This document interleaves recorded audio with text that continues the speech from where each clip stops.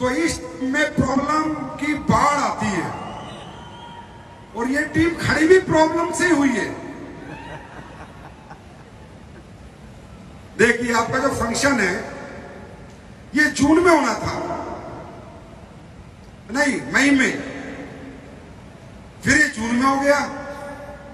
अब 19 जून को ये फंक्शन होना था, सब कुछ ठीक था, एसी वेसी बढ़िया ठंडा कर रहा था, लेकिन 19 जून को ये फंक्शन नहीं हो पाया क्योंकि यहां पर मोदी जी आ गए। और जब वाराणसी में तुम्हारा फंक्शन होता है तो भी मोदी जी आ जाते हैं। अब कुछ तो कनेक्शन है आपका और मोदी जी का। सांसद है गुरुदेव, सांसद।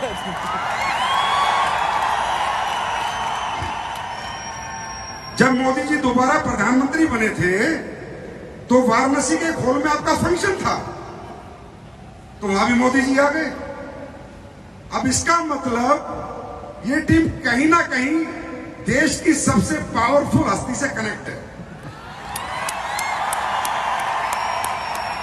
अच्छा, अब फंक्शन फिर कैंसिल हो गया 19 जून का। फिर बोला जी 3 जुलाई का कर लें। मैंने कहा वही कर लो। सर आप आ जाओगे? मैंने कहा मैं तो हमेशा हाजिर हूं, लेकिन मुझे पता था इस टीम में दिक्कत जरूर कुछ ना कुछ उस दिन बड़ी आएगी, क्योंकि ये टीम खड़ी दिक्कतों पे हुई है। वो दिक्कत मैं भी आपको बताने वाला हूं, एक स्टोरी। अब भाई साहब, परसों अविनाश जी का फोन आता है, रोलिंग एवेक्शन के मालिक का, सर एसी खराब हो गया, इस इंदिरा गांधी स्टेडियम से लेटर आया है कि शो को आगे बढ़ा दो। मैंने कहा अभी एसी खराब हुआ, अगली बार पंखे भी खराब हो जाएंगे, टीवी एसी है।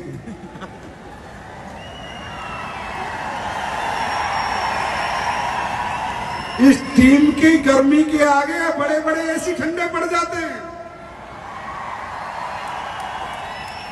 तो मैंने कहा भाई कैसे भी करके फंक्शन कर दे,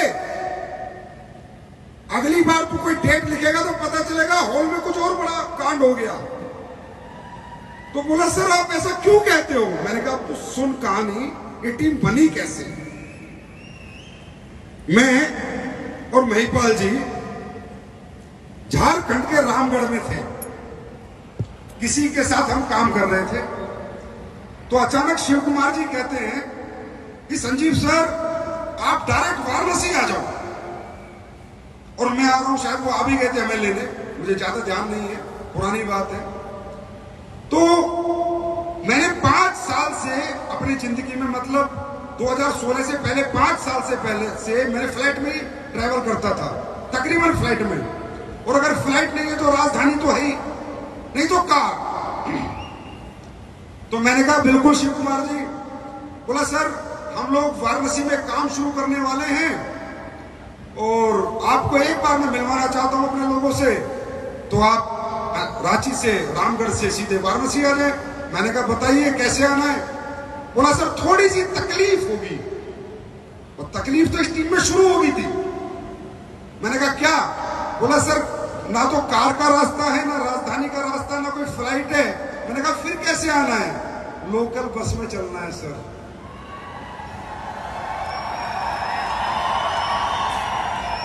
कौन? 2016 में कंपनी काफी अच्छे लेवल पे थी, पैसे की कोई कमी नहीं थी, लोकल बस में चलना है। तो मैंने कहा भाई ठीक है, मुझे पता है जहां तकलीफें हैं वहीं कामयाबी है,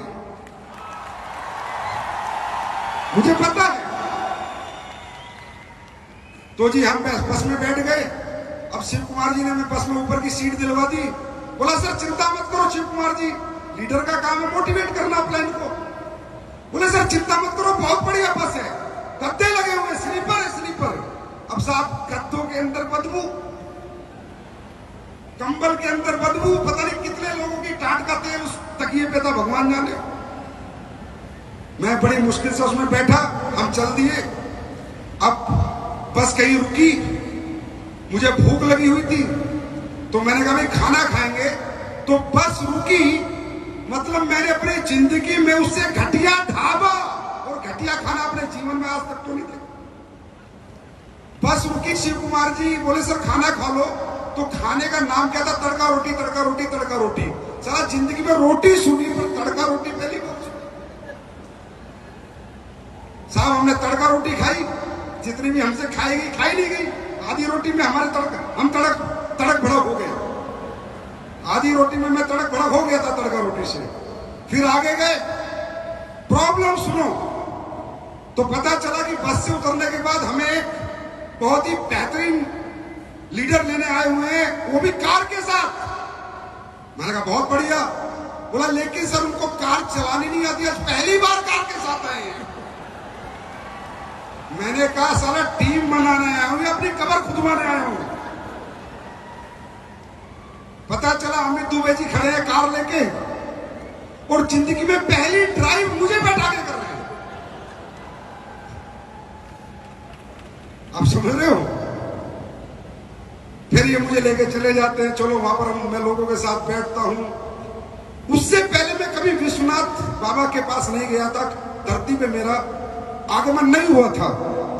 लेकिन जब मैं उस धरती पे गया तो मुझे एक बात तो पता चल गई, संजीव बाबा विश्वनाथ की सख्त जरूरत है। जब देश पे राज करने वाले विश्वनाथ को छोड़ नहीं पाए तो डायरेक्ट सैनिक पे राज करने वाला कैसे छोड़ देगा। और भला हो बाबा विश्वनाथ का, जब से कंपनी ने वाराणसी में शुरुआत की है, जैसे मोदी जी जीतते जा रहे हैं, असली बीएसपी जीतती जा रही है। आज तक हार का मुंह हमने नहीं देखा। तो साहब जितनी तकलीफ इस टीम को होती है उतने ही बड़े इतिहास ये टीम रचती है। अब जब से मैं आया हूं मैं देख रहा हूं टकाटक टकाटक टकाटक टकाटक टकाटक यही चल रहा है। और मैं ये भी देख रहा हूं ये चल रहा है, 9 घंटे से चले जा रहा है, बंदा भाग नहीं रहा, पीछे नहीं हट रहा। तो ये क्या हो रहा है? ये क्या गर्मी कह रही है हार? नहीं हारूंगा, नहीं हारूंगा, नहीं हारूंगा, और नहीं हारूंगा, और नहीं हारूंगा, और नहीं हारूंगा। दोस्तों ये जिद और ये जुनून ही आपको आगे लेके जाएगा। ऐसी गर्मियों की क्या औकात जो इंसान के मर्द की गर्मी को बुझा सके। ये गर्मी आनी जानी है, आज गर्मी कल सर्दी, लेकिन जो हमारे अंदर गर्मी है ये खत्म नहीं होना चाहिए। और जो गर्मी तुम झेल रहे हो ना, जितने झेल रहे हैं, जो बाहर भाग गए उनका तो हो गया, विकेट गिर गया, जो बाहर गए उनका विकेट तो गिर चुका, लेकिन जो डटे हुए हैं याद रखना अभी तो ये गर्मी है, अब जेब भी गर्म होने वाली है।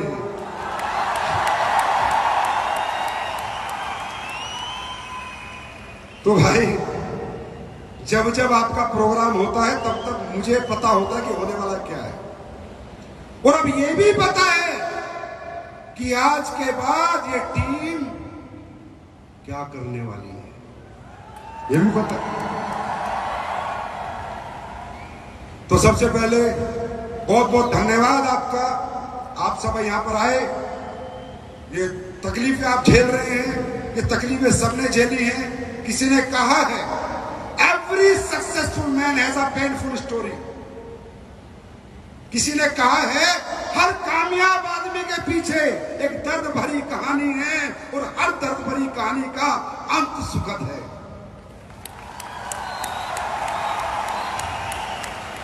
तो आप सब जो भी तकलीफ अपने जीवन में झेलेंगे, जितना लड़ेंगे उतने ही मजबूत होंगे। हमने भी झेली है, पूरे पूरे पसीने में हुए। मैंने कहा आपके यहाँ तो मैंने सब झेला है। फिर एक दिन अविनाश जी कहते हैं जी गाजीपुर में ट्रेनिंग करता हूं, तो मैंने अपनी जिंदगी में इतनी बेकार रोड लाइफ में पहली बार देखी। गाजीपुर वाराणसी से मैं 4 घंटे में पहुंचा। फिर जिस हॉल में इन्होंने ट्रेनिंग कराई सबसे ज्यादा पसीना मुझे उसी हॉल में आया। मतलब साहब तुम अपने साथ साथ सामने वाले का पसीना भी निकाल देते हो। तो आज बहुत बड़ी बड़ी अचीवमेंट आपके बीच में आई और आप सब लोग उन अचीवमेंट का हिस्सा बने। और दोस्तों समझने की और सोचने की बात यह है कि जितने भी लोगों को अचीवमेंट आई हैं, ये कोई अंबानी टाटा बिरला के बच्चे नहीं हैं, ये आपके और मेरे बीच में से हैं। ये आम आदमी के बच्चे हैं जो आज यहां पर खास बन गए हैं। और ये मौका हम सबके पास है, हम सबके पास है। आपको दिल्ली क्यों बुलाया हमने क्यों कहा आप दिल्ली आइए, ये फंक्शन अटेंड कीजिए? इसका मकसद क्या था? आप सोचिए। आपने हमारी कंपनी में प्रोडक्ट ले लिए, यस और नो? भाई ले लिए ना, कंपनी को पैसे आ गए, हमने कमा लिया जो आपसे कमाना था।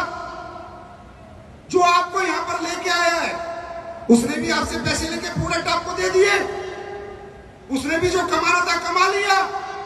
फिर क्यों मेहनत करके आपको लेके आया है? क्योंकि वो कमाना नहीं चाहता, वो आपको कमाना चाहता है। वो आप सबको कमाना चाहता है। वो इसलिए आपको लेके आया कि अंकल आंटी दोस्त भाई बहनों चलो आपको दिखाता हूं उस नजारे को जिसे देखकर आपको यकीन हो जाएगा कि यस ये प्लेटफॉर्म ही मेरे लिए है और ये प्लेटफॉर्म पे मैं जीवन में आगे बढ़ के कामयाबी हासिल कर सकता हूं। वो आपको यहां पर खाना खिलाने नहीं लेके आया, एसी की ठंडी हवा खिलाने नहीं लेके आया, आपको एक यकीन दिलाने लाया है कि जब ये कर सकते हैं तो आप सब भी कर सकते हो।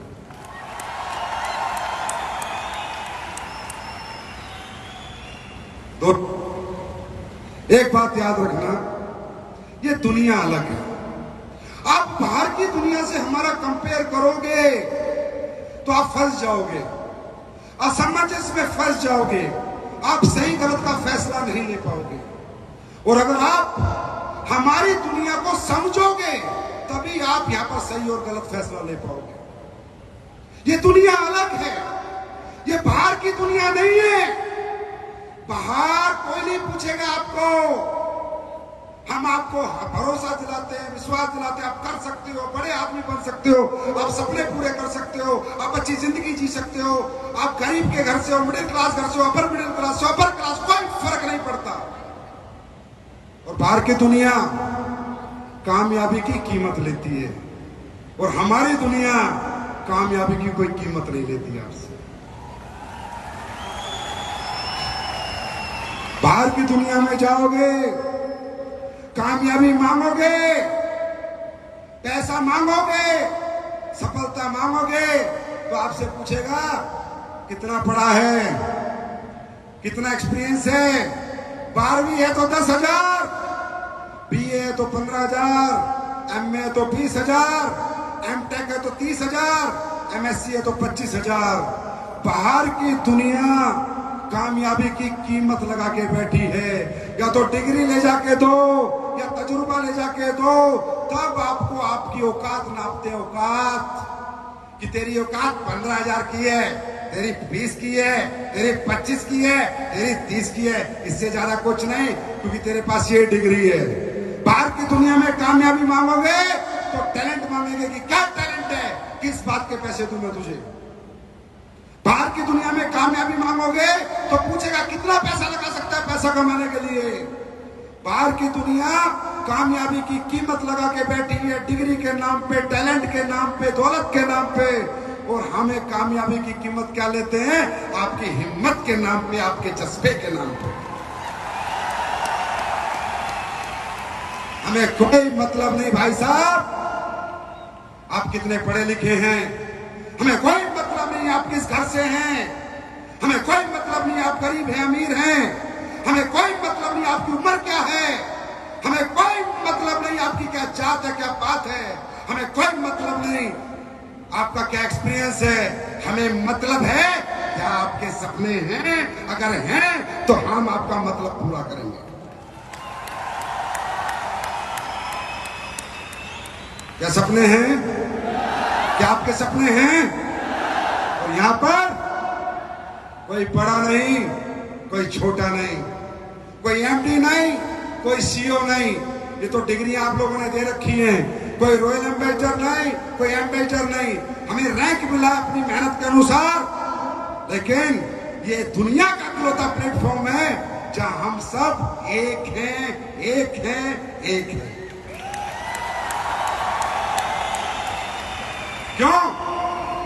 क्योंकि हम सबकी मंजिल एक है, हम सबकी मंजिल एक है। आप भी ब्रांड एम्बेसडर बन सकते हो, आप भी, आप भी, आप भी, आप भी, आप भी, आप भी। तो यहाँ कोई छोटा बड़ा नहीं है, ये वो परिवार है जहां सब एक सपने के लिए और एक मंजिल के लिए मेहनत करते हैं।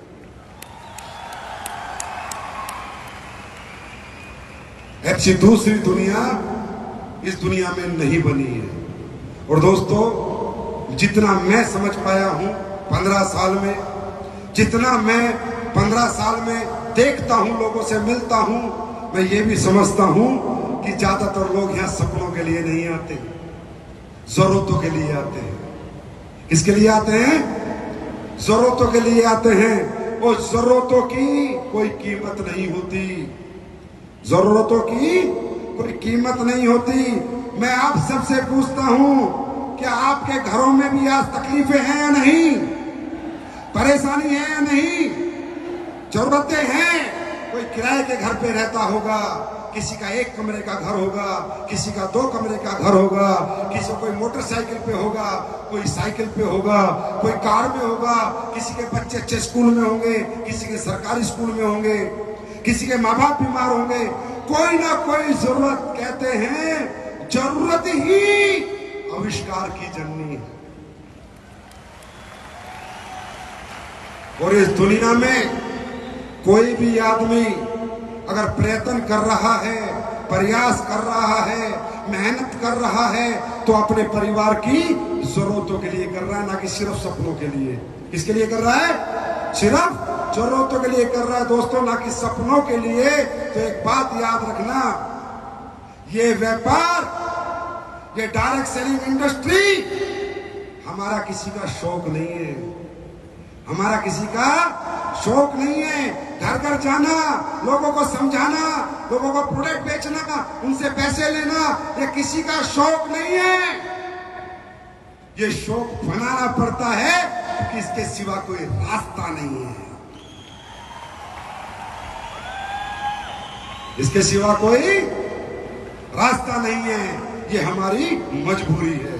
तो दोस्तों, एक बात याद रखना, तुम तो 8-9 घंटे की गर्मी झेल रहे हो, वो भी करोड़पति अरबपति बनने के लिए झेल रहे हो, करोड़पति और अरबपति बनने के लिए झेल रहे हो।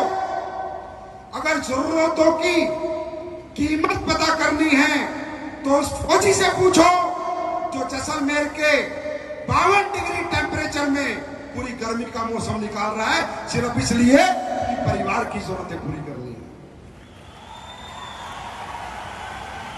अगर जरूरतों की कीमत का अंदाजा लगाना है तो उस व्यक्ति से पूछो जो सऊदी अरेबिया में, दुबई में 3 साल से मजदूरी कर रहा है और 3 साल बाद आके अपने बच्चों से मिल रहा है गर्मी के 48 डिग्री टेम्परेचर में। ये लोग, ये हिम्मत, ये जज्बा सिर्फ दौलत के लिए नहीं लाते, अपने परिवार की जरूरतों के लिए लाते। दोस्तों, लड़ाई अगर दौलत की होगी तो हार या जीत हो सकती है, और लड़ाई अगर जरूरतों की हो गई तो पक्का जीत ही होती है।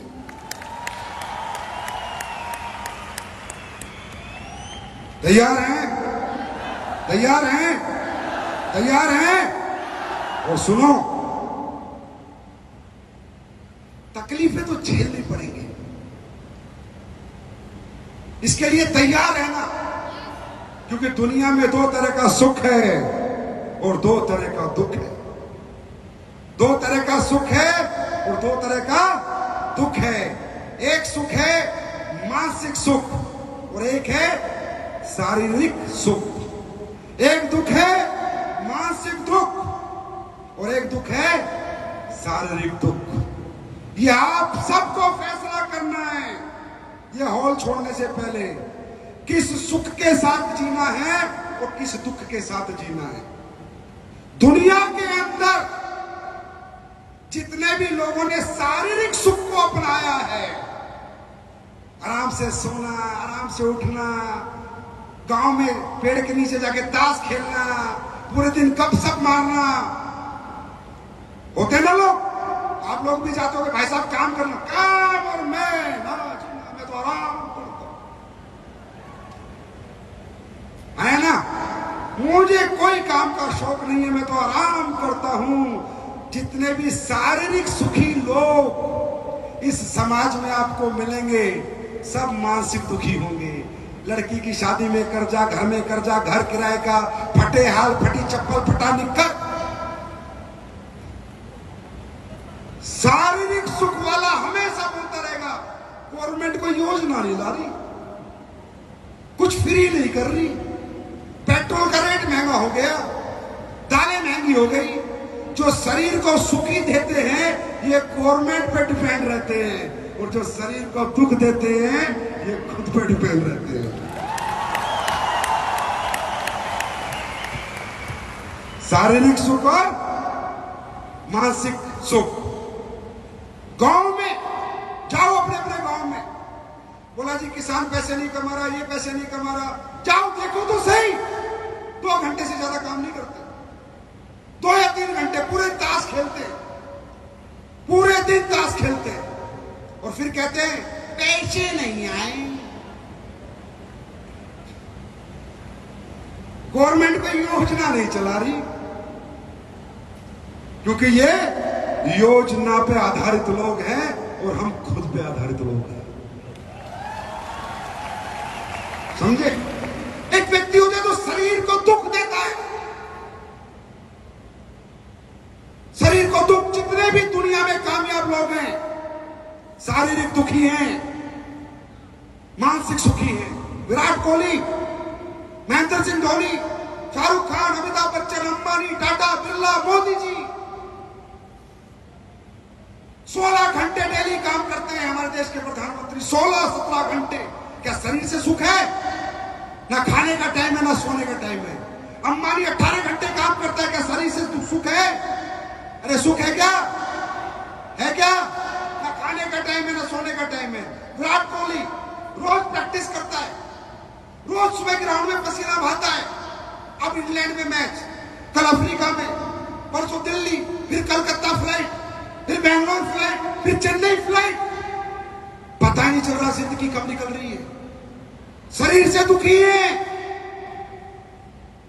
कोई टाइम खाने का नहीं, कोई टाइम सोने का नहीं, कोई टीवी देखने का टाइम नहीं। शरीर से दुखी है, पर मानसिक क्या सुख है? वो जब ट्रैवल करते हैं तो ट्रैक्टर में नहीं, फ्लाइट में करते हैं।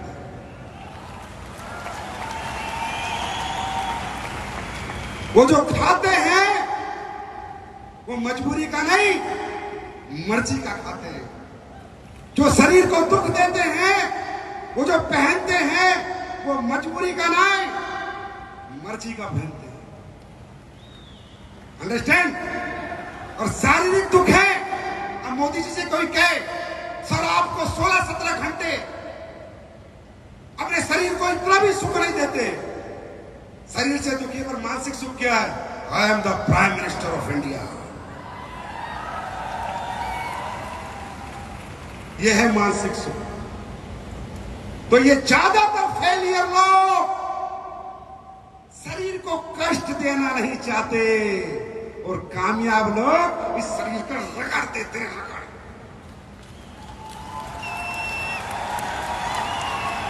और जो जितना घिसता है उतना चमकता है। तो अगर शारीरिक सुख चाहते हो तो मजबूरी की जिंदगी जियोगे, और शरीर को दुख दोगे तो मर्जी की जिंदगी जियोगे, मर्जी आपकी। ये इंडस्ट्री भाई करना क्या है?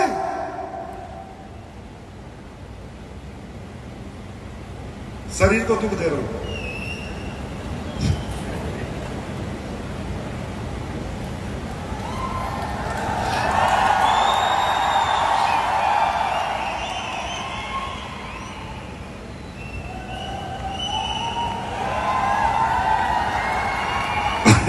अच्छा एक बात बताओ भाई और बहनों, एक बात बताओ, हमारी इंडस्ट्री में करना क्या है? पैसे मर्जी के, जिंदगी मर्जी की, नाम मिलता है, सम्मान मिलता है, दाम मिलता है और पहचान मिलती है।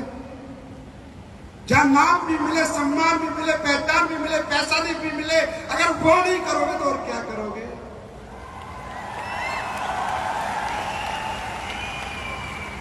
अरे हो गए दिल्ली में 2-2 हजार करोड़ के लोग, पड़ोसी नहीं जानता कौन है। हम कमाते हैं 2 लाख, पूरा हिंदुस्तान जानता है हम कौन है। वो सब यहां मिलता है। और ये सब पाने के लिए करना क्या है? सिर्फ मानसिक रूप से मजबूत होना है। मानसिक रूप से मजबूत होना है। शारीरिक रूप से तो तुम बहुत मजबूत हो, क्योंकि तुम बर्गर की औलाद नहीं, असली आटे की औलाद हो।